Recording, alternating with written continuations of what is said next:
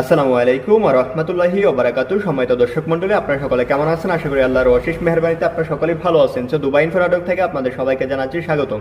আমার নাম আব্দুর রাহিম, আমি সংযুক্ত আরব আমিরাত থেকে বলতেছি। সো বন্ধুরা, আজকের ভিডিও অত্যন্ত গুরুত্বপূর্ণ। আজকে আমি আপনাদেরকে তিনটা দারুণ খুশি সংবাদ দেব। আর খুশি সংবাদ হলেই কিন্তু আমি ভিডিও নিয়ে হাজির হই, আর নয়তো কিন্তু হাজির হই না। সো বন্ধুরা, প্রথমে আমি আপনাদেরকে বলবো যে দুবাই ভিসার সকল আপডেটগুলো, বর্তমান সিচুয়েশন, কারা বাংলাদেশ থেকে আসতে পারবেন এইসব বিষয়গুলো বলবো।